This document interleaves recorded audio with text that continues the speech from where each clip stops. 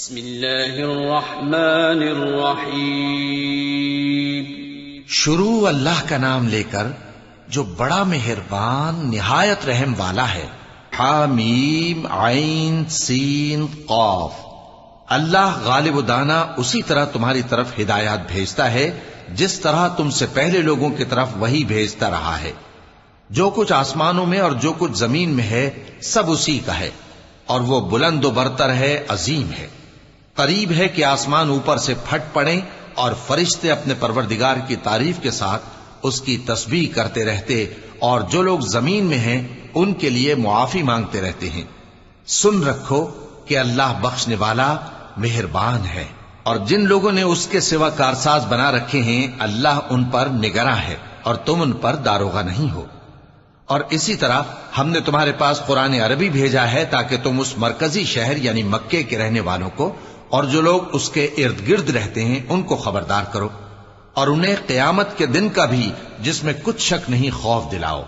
اس روز ایک فریق بہشت میں جائے گا اور ایک فریق دوزخ میں، اور اگر اللہ چاہتا تو ان کو یعنی تمام انسانوں کو ایک ہی جماعت کر دیتا، لیکن وہ جس کو چاہتا ہے اپنی رحمت میں داخل کر لیتا ہے، اور ظالموں کا نہ کوئی یار ہوگا اور نہ کوئی مددگار۔ کیا انہوں نے اس کے سوا دوسروں کو کارساز بنا لیا ہے؟ سو کارساز تو اللہ ہی ہے، اور وہی مردوں کو زندہ کرے گا، اور وہ ہر چیز پر قدرت رکھتا ہے۔ اور تم لوگ جس بات میں اختلاف کرتے ہو اس کا فیصلہ اللہ کی طرف سے ہوگا۔ یہی اللہ میرا پروردگار ہے، میں اسی پر بھروسہ رکھتا ہوں اور اسی کی طرف رجوع کرتا ہوں۔ وہی ہے آسمانوں اور زمین کا پیدا کرنے والا، اسی نے تمہارے لیے تمہاری ہی جنس کے جوڑے بنائے اور چوپایوں کے بھی جوڑے بنائے۔ وہ اسی طرح تم کو پھیلاتا رہتا ہے، اس جیسی تو کوئی چیز نہیں، اور وہ سنتا ہے، دیکھتا ہے۔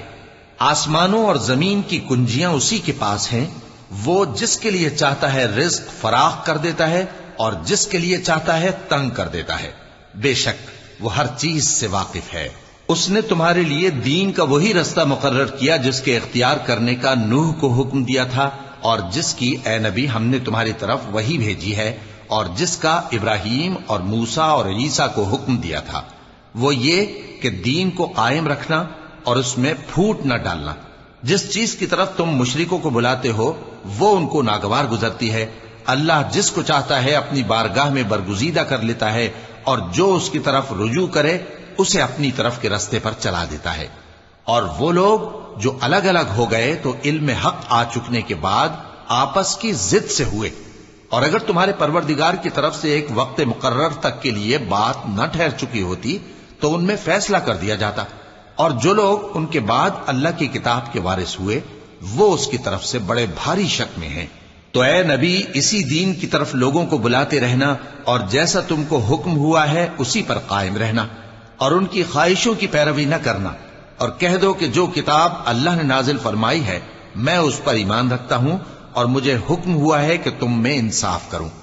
اللہ ہی ہمارا اور تمہارا پروردگار ہے، ہم کو ہمارے اعمال کا بدلہ ملے گا اور تم کو تمہارے اعمال کا۔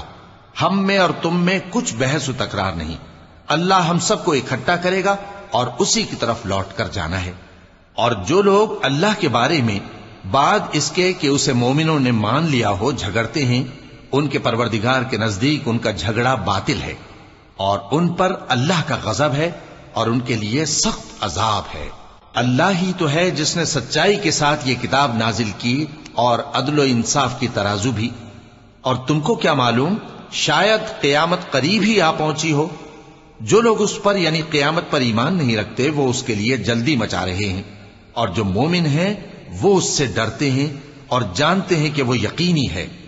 دیکھو جو لوگ قیامت میں جھگڑتے ہیں وہ پرلے درجے کی گمراہی میں ہیں۔ اللہ اپنے بندوں پر مہربان ہے، وہ جس کو چاہتا ہے رزق دیتا ہے، اور وہ زور آور ہے، غالب ہے۔ جو شخص آخرت کی کھیتی کا طالب ہو اس کے لیے ہم اس کی کھیتی میں اضافہ کریں گے، اور جو دنیا کی کھیتی کا طلبگار ہو اس کو ہم اسی میں سے کچھ دیں گے، اور اس کا آخرت میں کچھ حصہ نہ ہوگا۔ کیا ان کے ایسے شریک ہیں جنہوں نے ان کے لیے ایسا دین مقرر کیا ہے جس کا اللہ نے حکم نہیں دیا؟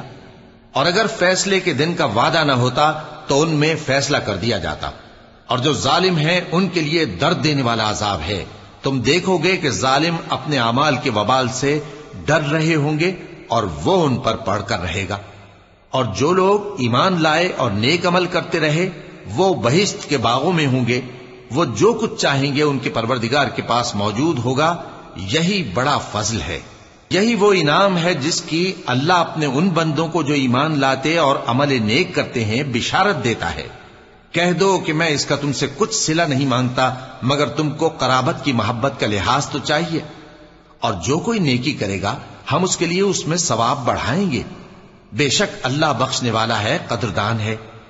کیا یہ لوگ یہ کہتے ہیں کہ پیغمبر نے اللہ پر جھوٹ باندھ لیا ہے؟ اگر اللہ چاہے تو اے نبی تمہارے دل پر مہر لگا دے، اور اللہ جھوٹ کو نابود کرتا ہے اور اپنی باتوں سے حق کو ثابت کرتا ہے، بے شک وہ دلوں کی باتوں تک سے واقف ہے، اور وہی تو ہے جو اپنے بندوں کی توبہ قبول کرتا ہے اور ان کے قصور معاف فرماتا ہے، اور جو کچھ تم کرتے ہو وہ جانتا ہے۔ اور جو لوگ ایمان لائے اور عمل نیک کرتے رہے ان کی دعا قبول فرماتا اور ان کو اپنے فضل سے مزید عطا کرتا ہے، اور جو کافر ہیں ان کے لیے سخت عذاب ہے۔ اور اگر اللہ اپنے سب بندوں کے لیے رزق میں فراخی کر دیتا تو وہ زمین میں فساد کرنے لگتے، لیکن وہ جس قدر چاہتا ہے اندازے کے ساتھ نازل کرتا ہے، بے شک وہ اپنے بندوں کو جانتا ہے، دیکھتا ہے۔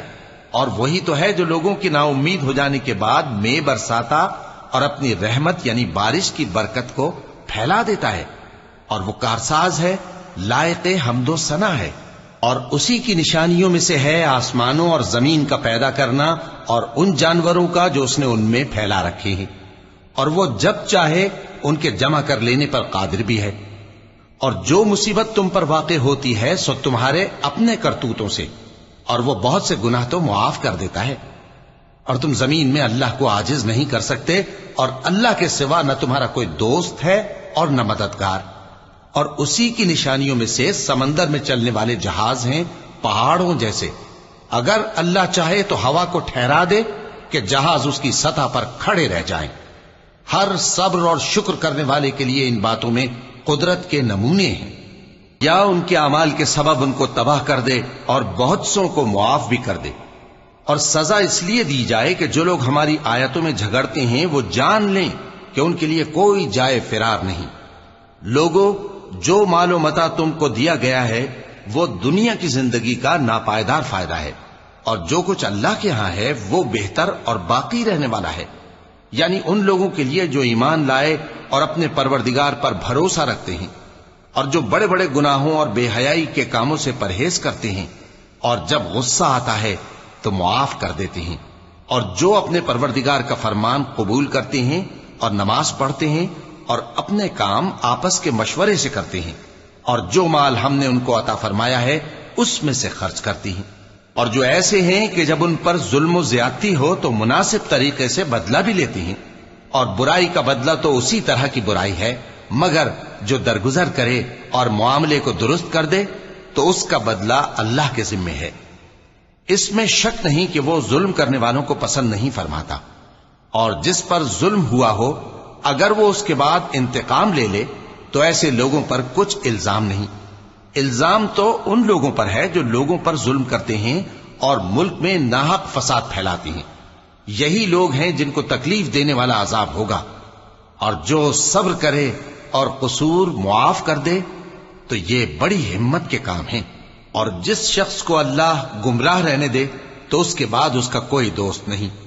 اور تم ظالموں کو دیکھو گے کہ جب وہ دوزخ کا عذاب دیکھیں گے تو کہیں گے کیا دنیا میں واپس جانے کی کوئی سبیل ہے؟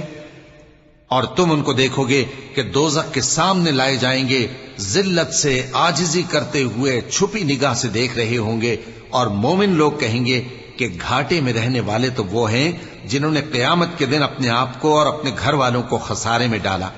دیکھو کہ بے انصاف لوگ ہمیشہ کے دکھ میں پڑے رہیں گے، اور اللہ کے سوا ان کے کوئی دوست نہ ہوں گے کہ اللہ کے سوا ان کو مدد دے سکیں، اور جس کو اللہ گمراہ رہنے دے اس کے لیے ہدایت کا کوئی رستہ نہیں۔ ان سے کہہ دو کہ قبل اس کے کہ وہ دن جو ٹلے گا نہیں اللہ کی طرف سے آ موجود ہو، اپنے پروردگار کا حکم قبول کر لو۔